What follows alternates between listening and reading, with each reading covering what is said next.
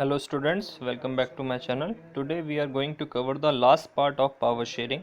This is part third. Let's begin. देखो, अभी तक हमने दो कंडीशंस पढ़ ली थी, बेल्जियम का केस और श्रीलंका का केस. अब हम बात करेंगे what is power sharing and why is it important for a democracy. Power sharing, the division of power between different stages of government, different organs or different communities in a country in order to ensure smooth running of the government and to check that all powers are not concentrated with one hand. ठीक है, तो देखो power sharing क्या होता है. तो एक सबसे सिंपल टर्म मैंने तुम्हें बताई थी, क्या था वो, डिवीजन ऑफ पावर. ठीक है, power sharing means division of power between different stages of government. ठीक है, जो डिफरेंट स्टेजेस हैं गवर्नमेंट की, उसमें पावर जो है पावर का डिवीजन होना. ठीक है, या फिर डिफरेंट ऑर्गन्स में या डिफरेंट कम्युनिटीज़ में कंट्री की पावर को डिवाइड कर देना is called the power sharing. In order to, क्यों किया जाता है, in order to ensure smooth running of the government. क्यों किया जा रहा है, in order to ensure smooth running of the government.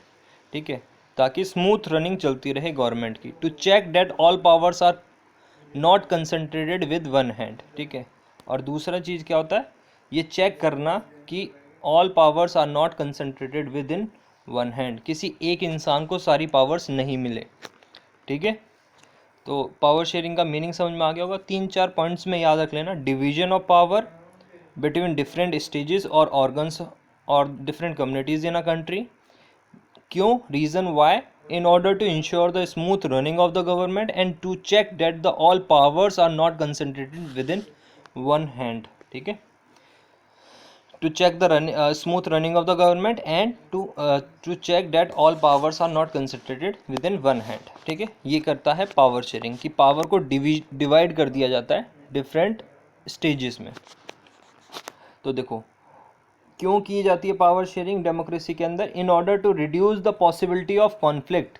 जैसे श्रीलंका वाला तुमने केस देखा था, उसमें क्या हुआ था, पावर शेयरिंग नहीं हुई थी, तो उसके कारण क्या हो रहा था, conflict between the social groups. दो कम्युनिटीज़ के बीच में लड़ाई हो गई थी, सिविल वॉर हो गई थी. तो पावर शेयरिंग इंपॉर्टेंट है to reduce the possibility of conflict. ठीक है, तो इसमें तुम्हें क्विक लर्निंग में क्या याद रखना है, to reduce the possibility of conflict. ठीक है, मैंने क्विक लर्निंग वाला जो है इस वजह से हटाया है क्योंकि तुम सारा वो लिख ले रहे थे.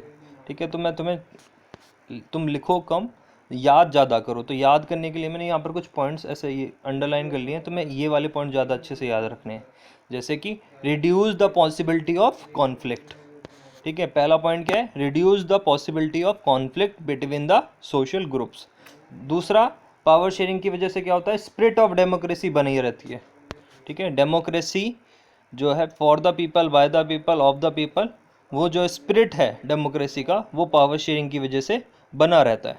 It is a good way to ensure the stability of the political order. तीसरा पॉइंट क्या है, स्टेबिलिटी रहती है पॉलिटिकल ऑर्डर की. ठीक है, यानी कि पॉलिटिकली स्टेबिलिटी रहती है पूरी कंट्री के अंदर.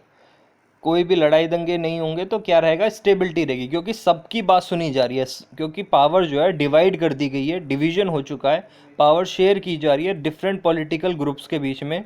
तो इसकी वजह से क्या होता है, स्टेबिलिटी रहती है, सबकी बातें सुनी जाती है, सबके बातें को फॉलो किया जाता है. ठीक है, तो एक तरीके से स्टेबिलिटी बनी रहती है. ठीक है, तो ये पॉइंट्स याद रख लेना, definition of power sharing and why is it important. ठीक है, अब बात कर लेते हैं power sharing, spirit of democracy. Power sharing जो है वो स्पिरिट ऑफ डेमोक्रेसी को किस तरीके से मतलब बरकरार रखता है. Spirit of democracy power sharing की वजह से किस तरीके से आती है. देखो, power sharing keeps the spirit of the democracy as follows. पहला पॉइंट है, power sharing ensures that all people have stake in the government. तो स्पिरिट ऑफ डेमोक्रेसी कैसे बना हुआ है, all people have stake in the government. सारे लोगों का स्टेक का मतलब यहाँ पर है सारे लोग पार्टिसिपेट करते हैं गवर्नमेंट के अंदर पावर शेयरिंग के कारण. ठीक है, all people have stake in government. Point number 2, power sharing ensures maximum participation. क्या हो रहा है, पावर शेयरिंग के कारण क्या होता है, क्योंकि सबके पास पावर पहुंच रही है तो ज़्यादा से ज़्यादा लोग पार्टिसिपेट करेंगे इसमें. तो मैक्सिमम पार्टिसिपेशन होता है। Power sharing ensures maximum participation and upholds the concept of people's rule, और पीपल लोगों का जो रूल है उसको, उस कंसेप्ट को बरकरार रखता है। और डेमोक्रेसी में क्या होता है, डेमोक्रेसी में भी तो यही होता है, for the people by the people, तो लोगों द्वारा सरकार। ठीक है, तो पावर शेयरिंग में भी क्या हो रहा है, क्योंकि पावर का डिवीजन हो चुका है और सारे जो पावर के डिवीजन के बाद सब लोगों को पार्टिसिपेशन करने का मौका मिल रहा है, तो इसलिए पीपल्स रूल जो है वो कंसेप्ट इसमें पावर शेयरिंग में बिल्कुल सही बैठता है। It always brings better outcomes in democracy and ensures the political stability in the democracy. तो ये हमने बात कर ही ली थी कि डेमोक्रेसी पावर शेयरिंग की वजह से बेटर रिजल्ट्स मिलते हैं डेमोक्रेसी के अंदर और पॉलिटिकल स्टेबिलिटी रहती है। Power sharing accommodates diverse groups and helps to reduce the possibility of conflict between the social groups. तो पावर शेयरिंग की वजह से क्या होता है, जो डाइवर्स ग्रुप्स हैं यानी डिफरेंट ग्रुप्स हैं, डाइवर्स का मतलब यहाँ पर होता है जो अलग अलग तरीके के ग्रुप हैं, सोशल ग्रुप्स, ठीक है, उन सबको मौका मिलता है पार्टिसिपेट करने का गवर्नमेंट के अंदर। ठीक है, तो इसकी वजह से क्या होता है, जो ये क्या करेगा, जब सब लोग पार्टिसिपेट करेंगे गवर्नमेंट के अंदर, तो it reduces the possibility of conflict, तो लड़ाई होने के चांसेस क्या होते हैं, कम होते हैं, जैसे कि तुमने बेल्जियम वाले केस में देखा भी था। ठीक है, एक थर्ड क्वेश्चन है, why power sharing is desirable. Power sharing क्यों डिजायरेबल है, पावर शेयरिंग क्यों होनी चाहिए। ठीक है, इसके दो रीजंस यहाँ पर एनसीईआरटी में गिवन है। पहला रीज़न है प्रूडेंशियल रीज़न, यानी कि विवेकपूर्ण, यानी कि एक कंसेप्चुअल या एक इम्पॉर्टेंट रीज़न क्या है इसका, it has to reduce the possibility of conflict between social groups. तो पहली बात कि देश में क्या होगा, लड़ाई झगड़े नहीं होंगे। ठीक है, social conflict often leads to the violence and political instability. अगर कॉन्फ्लिक्ट होते हैं यानी लड़ाई होती है तो इसकी वजह से क्या होता है, वायलेंस होता है, लोग मारे जाते हैं और पॉलिटिकल इंस्टेबिलिटी आती है। ठीक है, दूसरा पोटेंशियल रीज़न क्या है, it is a good way to ensure the stability of political order. ठीक है, और ये एक अच्छा तरीका है पॉलिटिकल ऑर्डर मेंटेन रखने का किसी भी कंट्री के अंदर। ठीक है, देखो प्रूडेंशियल रीज़न में तुम्हें ये बताना है कि तुम लोगों के लिए काम नहीं हो रहा, लेकिन देश के लिए क्या काम हो रहा है। प्रूडेंशियल रीज़न में हमें ये बताना है कि किसी भी कंट्री के लिए जो पावर शेयरिंग है वो क्यों इम्पॉर्टेंट है, उसकी इकॉनमी के लिए किस तरीके से इम्पॉर्टेंट है। देखो लड़ाई झगड़े नहीं होंगे तो इसकी वजह से वायलेंस नहीं होगा और पॉलिटिकल इनस्टेबिलिटी नहीं आएगी। ठीक है, तो पावर शेयरिंग क्या करती है, पॉलिटिकल स्टेबिलिटी को मेंटेन रखती है, क्योंकि अगर बार बार गवर्नमेंट गिरेगी तो लोगों का डेवलपमेंट नहीं हो पाएगा, इकॉनमी में कोई पैसा नहीं जा पाएगा। ठीक है, तो कंट्री के लिए हमें कंट्री को दिमाग में रखते हुए प्रूडेंशियल रीजंस हम उस तरीके से बताते हैं, इसमें सोशल रीजंस नहीं देखेंगे हम। ठीक है, imposing the will of majority. अगर देखो जैसे कि हमने मेजॉरिटिज्म पढ़ा था श्रीलंका के अंदर, अगर imposing the will of majority, अगर मेजॉरिटी की विल को इम्पोज किया जाता है, कम्युनिटी ओवर अदर्स में look like an attractive option in the short run. ठीक है, कुछ समय के लिए तो वो बढ़िया ऑप्शंस दिखते हैं, लेकिन for a long term it undermines the unity of the nation. ये हमने देखा था श्रीलंका वाले केस में, जब भी मेजॉरिटी अपने कोई भी विल या अपने कोई भी लॉज या पॉलिसीज़ दूसरे लोगों पर थोपती है, इम्पोज करती है, तो वो थोड़े समय के लिए उनके लोगों के लिए तो अच्छी बात है, उस कम्युनिटी के लिए तो अच्छी बात लगती है, लेकिन लॉन्ग टर्म के लिए, पूरी देश के लिए, पूरे नेशन के लिए क्या है, it undermines the unity of the nation. ठीक है, जैसे श्रीलंका वाले केस में हुआ था। तो imposing the will of majority नहीं होना चाहिए। अब मोरल रीजंस के बारे में बात कर लेते हैं। Power sharing is the very spirit of democracy. तो ये हमने पढ़ा ही था कि मोरल रीजन क्या है, कि पावर शेयरिंग की वजह से क्या होता है, स्पिरिट ऑफ डेमोक्रेसी बना रहता है। ठीक है, a democratic rule involves sharing power with those affected by its exercise and who have to live with its effect. ठीक है, तो जो डेमोक्रेटिक रूल्स होते हैं वो पावर शेयरिंग की वजह से क्या होता है, सबके ऊपर लागू होते हैं। ठीक है, people have a right to consult on how they are to be governed. Moral reasons में ये, और दूसरा पॉइंट ये है, people have a right to consulted on how they are govern. तो लोगों से पूछा जाता है, क्योंकि अगर वो पावर शेयरिंग कर रहे हैं, मतलब पावर शेयरिंग का मतलब यहाँ पर है कि लोग जो है पार्टिसिपेट कर रहे हैं गवर्नमेंट में, तो लोगों से ही पूछा जाता है कि किस तरीके से हमें गवर्नमेंट चलानी चाहिए, तो उनसे सजेशंस लिए जाते हैं। तो ये भी एक मॉरल रीज़न है।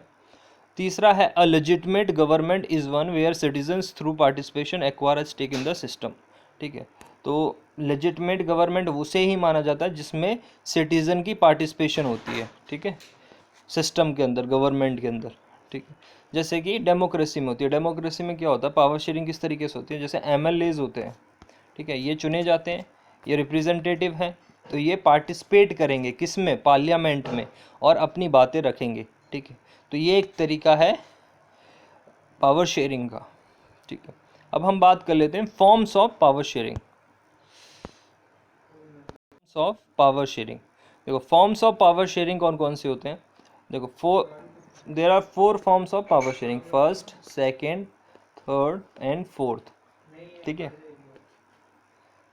तो फर्स्ट है horizontal division of power, second है vertical division of power, third है division of power among different social groups, and fourth one is the division of power among different political parties, pressure groups and movement. ठीक है, तो ये चार forms हैं, इसको हम डिटेल में समझेंगे। फॉर्म्स ऑफ पावर शेयरिंग याद रख लेना, horizontal division, vertical division, division of power among the different social groups, और फिर अगला है division of power among different political parties, pressure groups and movements. ठीक है, अब सबसे पहले हम हॉरिजॉन्टल डिवीजन ऑफ पावर को समझते हैं। देखो सबसे पहला है horizontal division of power. Horizontal का मतलब क्या होता है, इन अ लाइन, एक लाइन में डिवीजन, मानी सब अगर वो उस लाइन में हैं तो वो सारे क्या हैं, इक्वल हैं, इक्वलेंट माने जाते हैं वो। ठीक है, हॉरिजॉन्टल डिवीजन ऑफ पावर। तो कॉन्स्टिट्यूशन में हॉरिजॉन्टल डिवीजन ऑफ पावर किस तरीके से होता है, ऑर्गन्स ऑफ द गवर्नमेंट, जो तुम ऑर्गन्स को जानते हो, ऑर्गन्स ऑफ द गवर्नमेंट कौन कौन से होते हैं, वो क्या होगा, एक हॉरिजॉन्टल डिवीजन ऑफ पावर होगा। वो एग्जाम्पल है हॉरिजॉन्टल डिवीजन ऑफ पावर का। सबसे पहले इसमें लेजिस्लेटिव आता है, दूसरे में executive, and third is the judiciary या जुडिशियल। ठीक है,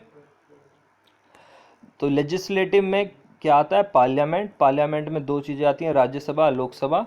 उसके बाद एग्जीक्यूटिव में आते हैं राष्ट्रपति यानी प्रेसिडेंट, और जुडिशियल में आता है आपका supreme court, high courts, courts आते हैं। ठीक है, तो एग्जाम्पल क्या है हॉरिजॉन्टल डिवीजन ऑफ पावर का, लेजिस्लेटिव, एग्जीक्यूटिव एंड जुडिशरी, यानी कि ऑर्गन्स ऑफ द गवर्नमेंट।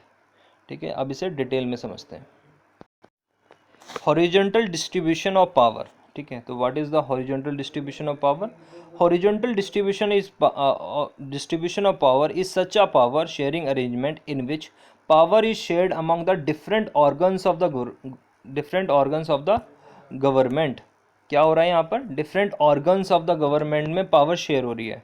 तो डिफरेंट ऑर्गन्स कौन कौन से हैं, पहला legislative, second is the executive, third is the judiciary. तो हॉरिजॉन्टल में different organs of the government में पावर शेयर होती है, लेजिस्लेटिव में, एग्जीक्यूटिव में एंड जुडिशरी में। In horizontal distribution of power different organs of the government exercise different powers.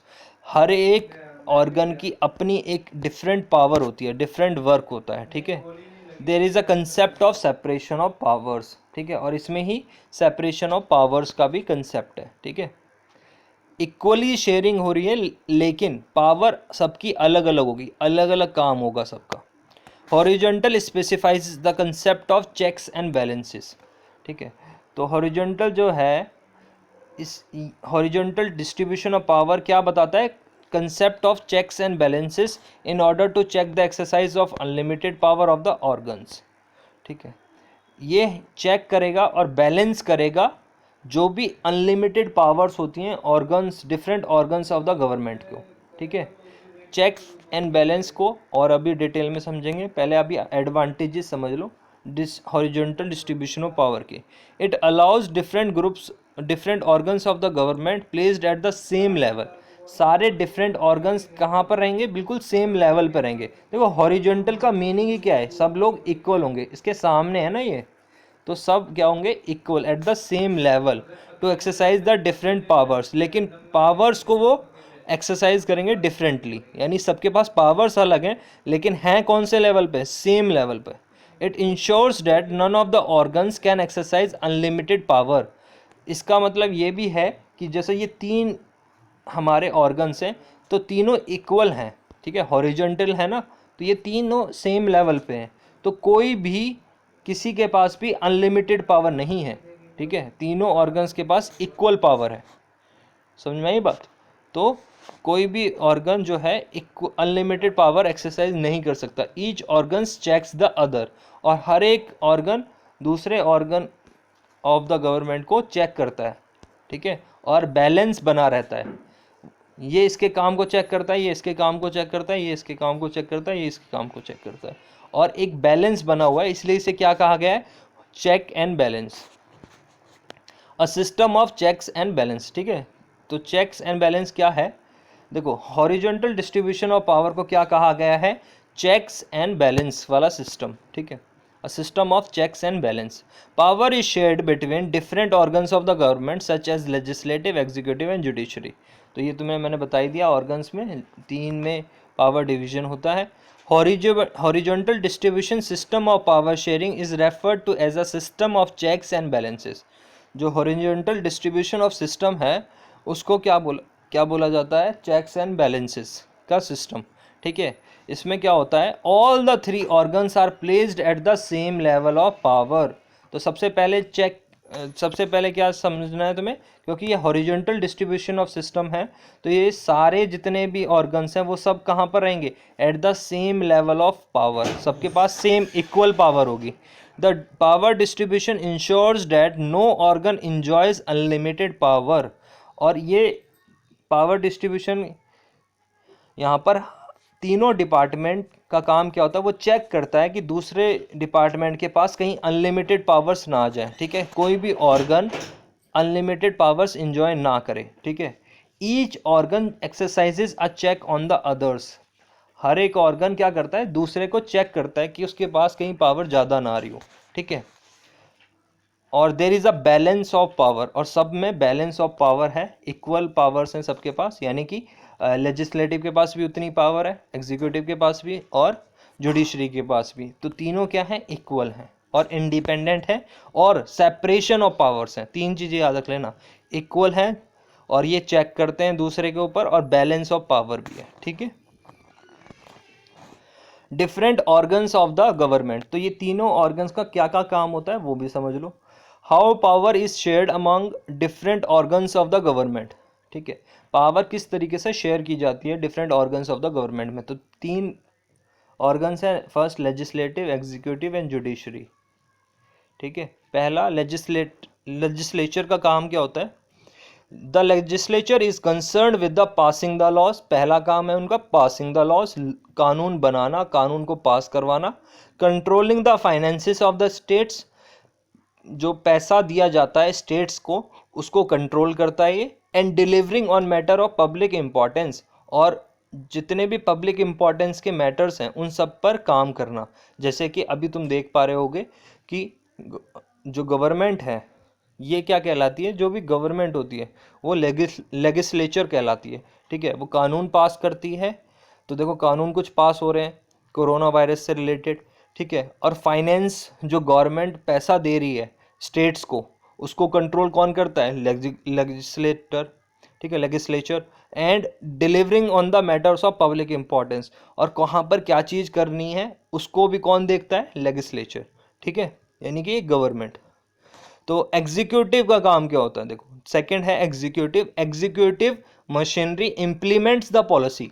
अब government ने पॉलिसीज तो बना दी, कानून तो बना दिए, उसको इम्प्लीमेंट कौन कराएगा? उसको इम्प्लीमेंट कराएगा एग्जीक्यूटिव, ठीक है। एग्जीक्यूटिव्स का काम होता है उसे इम्प्लीमेंट कराना, जैसे कि डीएम होते हैं किसी ठीक है, या जो स्टेट गवर्नमेंट होती है वहाँ पर जो ब्यूरोक्रेट्स या ऑफिसर्स होते हैं, एमपीज होते हैं, उनका काम क्या होता है? इम्प्लीमेंट कराना पॉलिसीज़ को, ठीक है। Implementation of the policies of the government, implementation मतलब लागू कराना पॉलिसीज को, ठीक है। Implement the policies of the government and executes the rule made by the legislative bodies. जो कानून बनाए गए हैं उसको एग्जीक्यूट कराना, उन कानूनों को लागू कराना और लोग उसे फॉलो करें, ये सब देखना किसका काम होता है? एग्जीक्यूटिव का, ठीक है। थर्ड है जुडिशरी। जुडिशरी का काम क्या होता है? जुडिशरी का काम होता है is concern with the interpretation of the laws. जो भी कानून बनाया गया है उसको समझाना लोगों को कि उस कानून में क्या लिखा हुआ है। अगर लोगों को समझ में नहीं आ रहा है तो इंटरप्रिटेशन ऑफ द लॉज कौन करेगा? जुडिशरी। ठीक है। And has the power to punish those who committed crimes and breaks the laws. और जुडिशरी के पास और क्या पावर होती है? To punish the committed crimes. ठीक है, कोई भी किसी ने भी अपराध किया है तो उसको पनिश करना, और कोई कानून तोड़ता है तो उसे भी पनिश करना। किसका काम होता है? जुडिशरी का काम। तो judiciary can also check the functioning of the executives. और जुडिशरी का ही काम होता है कि वो जो एग्जीक्यूटिव्स काम कर रहे हैं उसकी फंक्शनिंग को देखना, उस पर चेक करना। ठीक है, किसका काम होता है? जुडिशरी का। ठीक है, तो इस तरीके से, और जुडिशरी ही एग्जीक्यूटिव का भी काम चेक करती है, और लेजिस्लेचर में भी अगर कोई प्रॉब्लम होती है, कोई पॉलिसी गलत आ गई है या कोई कमी है उसमें, उसको भी कौन चेक करता है? जुडिशरी। ठीक है, तो इस तरीके से ये तीनों काम करते हैं।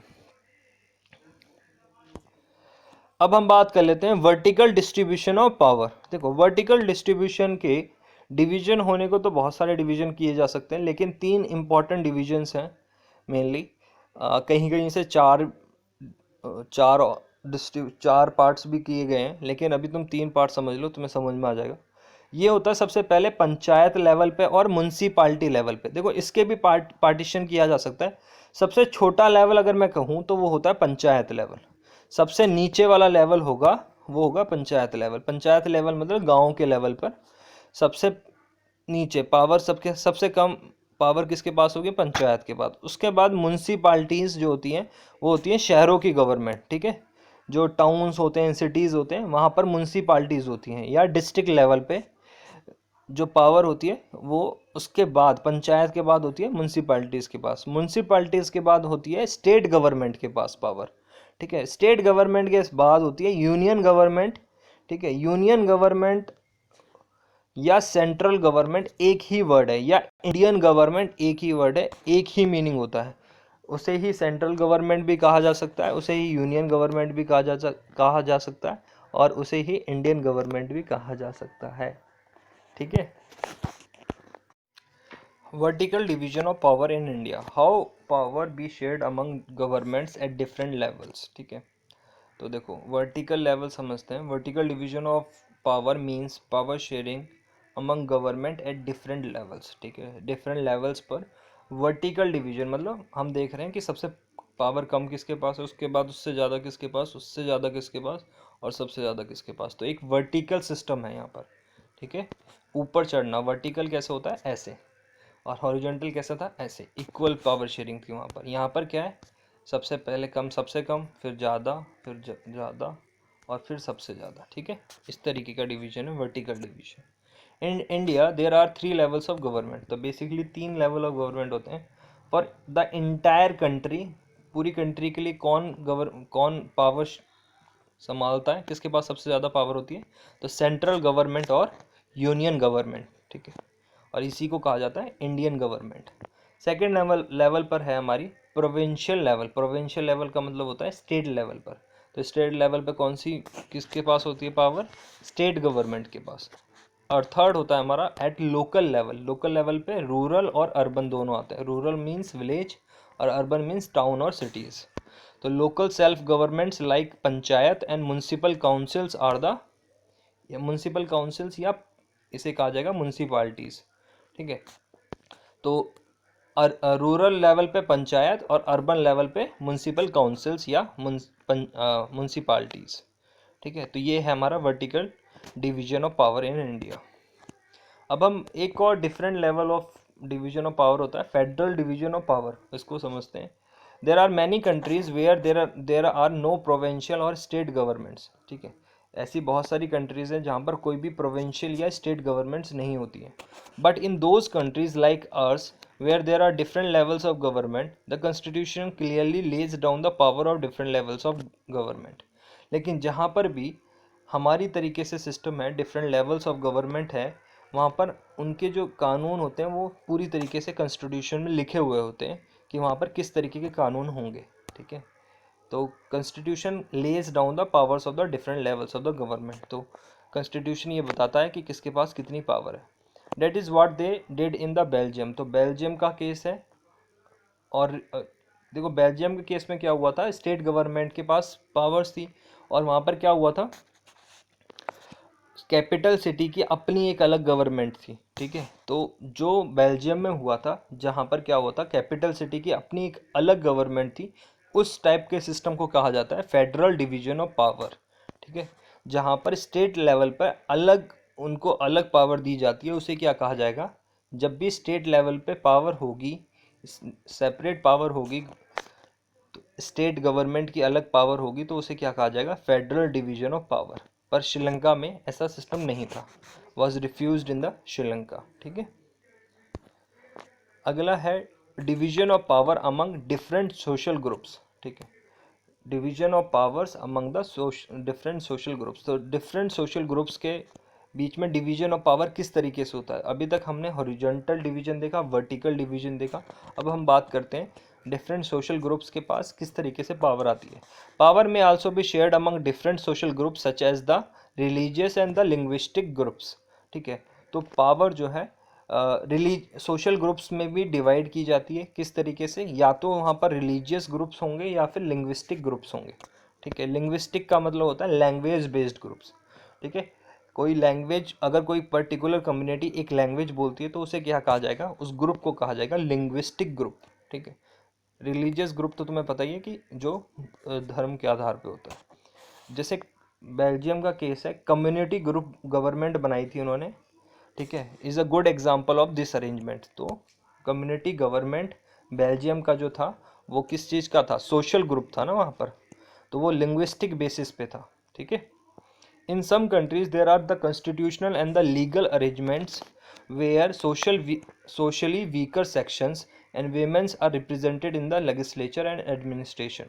ठीक है, बहुत सारी कंट्रीज़ हैं जहाँ पर कॉन्स्टिट्यूशनल और लीगल अरेंजमेंट्स हैं जिसमें सोशली वीकर सेक्शंस यानी कि SC STs और OBCs को सीट दी जाती है गवर्नमेंट में, पार्लियामेंट में, उनके लिए स्पेशल सीट्स होती हैं, यानी कि उनके लिए कुछ सीटें बुक होती हैं कि उस पर कौन लड़ेगा, सिर्फ और SC STs ही लड़ेंगे। ऐसे ही विमेंस के लिए भी स्पेशल रिप्रेजेंटेशन होता है लेजिस्लेचर में या एडमिनिस्ट्रेशन में। जैसे कि पंचायत वाला सिस्टम है, वहाँ पर क्या है, 33% कंपलसरी है कि वहाँ पर वीमेन पार्टिसिपेशन होना ज़रूरी है। ठीक है, यानी कि पंचायत में जो पंच बनेंगे उसमें 33% पूरे जितने भी हैं, यानी कि हर 3 जो कैंडिडेट होते हैं उसमें से एक कैंडिडेट फीमेल होना ज़रूरी है। ठीक है, तो इस तरीके का सिस्टम है। और इसी तरीके से कुछ सोशली वीकर सेक्शंस होते हैं जैसे SC STs, उनको भी स्पेशली उनकी सीट्स जो हैं वो पार्लियामेंट में कुछ सीट्स उन्हें अलोकेट की गई हैं। तो इस तरीके से क्या हो रहा है, डिवीजन ऑफ पावर में जो पावर शेयरिंग की जा रही है सोशल ग्रुप्स के साथ। Reserved constituencies in assemblies and the parliament of our country is a type of arrangement. हमारे यहाँ पर क्या सिस्टम है, रिजर्व्ड कंस्टिट्यूंसीज है, मतलब कि कुछ कुछ कंस्टिट्यूंसी होता है जहाँ से चुनाव लड़ा जाता है, जैसे कि बुलंदशहर, तो बुलंदशहर क्या हो गया, कंस्टिट्यूंसी हो गया। तो यहाँ पर भी इंडिया में कुछ रिजर्व्ड कंस्टिट्यूंसीज हैं। उसका मतलब क्या होता है कि कुछ रिजर्व्ड कंस्टिट्यूंसी का मतलब ये है कि वहाँ से जितने भी लोग किसी भी पार्टी के इलेक्शन लड़ेंगे वो सब किसके होने चाहिए, वो इकोनॉमिकली वीकर सेक्शन के होने चाहिए। ऐसी कुछ जैसे 543 सीट्स हैं तो उसमें ऐसा कहा गया है कि कुछ दलित होने चाहिए। ठीक है, तो 100 यानी जो अभी परसेंटेज है उसमें कुछ परसेंटेज कुछ रिजर्व की गई हैं कंस्टिट्यूएंसीज की, वहाँ से केवल और केवल SC STs या OBCs के कैंडिडेट ही पार्टिसिपेट कर सकते हैं। ठीक है, इस टाइप ऑफ अरेंजमेंट को भी क्या कहा जाता है, division of power among the different social groups. ठीक है, to diverse social groups which वो otherwise would feel alienated from the government. तो क्योंकि सारे सोशल ग्रुप्स को गवर्नमेंट में पार्टिसिपेट कराने के लिए ये रिजर्व्ड कॉन्स्टिट्यूएंसीज बनाई गई थी। ठीक है, ताकि कोई भी ग्रुप ये ना सोचे कि हमें बिल्कुल अलग थलग कर दिया है। This method is use to give minority communities a fair share in power. तो तो ये क्यों किया जाता है? This method is use to give minority communities a fair share in power, ठीक है, ताकि जो माइनॉरिटी कम्युनिटीज़ हैं, जो बहुत कम है, परसेंटेज में बहुत कम है, वो उनको भी इक्वल शेयर मिले पावर में, यानी कि गवर्नमेंट में इक्वल पार्टिसिपेशन हो उनका। अब लास्ट पार्ट है हमारा division of power among the different political parties, pressure groups and movement, ठीक है। तो division of power among the different political parties, pressure groups and movement, तो पॉलिटिकल पार्टीज का भी मैक्सिमम पार्टिसिपेशन होना चाहिए गवर्नमेंट में, और प्रेशर ग्रुप्स का भी, और मूवमेंट्स के कारण भी जो कुछ पार्टियां, कुछ लोग हैं, उनका पार्टिसिपेशन होना चाहिए गवर्नमेंट है। In a democracy the citizen must have freedom to choose among various contenders of for power. तो डेमोक्रेसी के अंदर सिटीजन्स के पास ये पूरा अधिकार है, फ्रीडम है कि वो किसी भी कंटेंडर को चुन सकती है, ठीक है। In contemporary democracy this take the form of competition among the different political parties, ठीक है। तो अभी जो कंटेम्प्रेरी कौन सी होती है, जो अभी चल रही है डेमोक्रेसी, इसमें क्या है, कंपटीशन रहता है डिफरेंट पॉलिटिकल पार्टीज़ में। Such competition ensures that the power does not remain in one hand. तो क्योंकि देखो, कभी बीजेपी आ रही है, कभी कांग्रेस आ रही है, कभी कोई और पार्टी आ रही है, तो ये क्या हो रहा है, इसकी वजह से क्या होता है, डिफरेंट पॉलिटिकल पार्टीज रूल करती हैं। तो इससे एक फ़ायदा होता है कि पावर कभी भी एक हाथों में नहीं रहती, एक पार्टी के पास नहीं रहती, वो बदलती रहती है। In the long run, power is shared among different political parties that represent different ideologies and social group. और एक देश को अलग अलग लोग चलाते हैं, अलग अलग पॉलिटिकल पार्टीज चलाती हैं, तो जब भी नई पार्टी आएगी तो उसकी एक अलग आइडियोलॉजी होगी, उसका एक अलग सोशल ग्रुप होगा। समझ में आई बात? तो power sharing among the different political party democracy के अंदर बहुत अच्छे से होती है, क्योंकि हर एक पार्टी को मौका मिलता है अपनी आइडियोलॉजीज़ किसी कंट्री में लागू करने के लिए, अपने सोशल ग्रुप को उठाने के लिए। Sometimes this kind of sharing can be direct when two or more parties form are alliance to contest elections. तो ये कभी कभी क्या होता है, जो ये पॉलिटिकल पार्टीज़ होती हैं, ये अलायंस बना लेती हैं। अलायंस का मतलब होता है एक समझौता हो जाता है इनके बीच में, और इलेक्शंस ये एक साथ लड़ती हैं। अलायंस बनाना मतलब एक साथ इलेक्शन लड़ना। जैसे कि बीजेपी, कुछ पार्टी, अलग पार्टी जो होती हैं रीजनल लेवल की पार्टी, उनके साथ जब मिलती है तो इसे कहा जाता है एनडीए। एनडीए क्या होता है, नेशनल डेमोक्रेटिक अलायंस, ठीक है। तो ऐसे ही यूपीए, यहाँ पर भी यूपीए में ए अलायंस है, ठीक है। तो इस तरीके के अलायंस बनाए जाते हैं।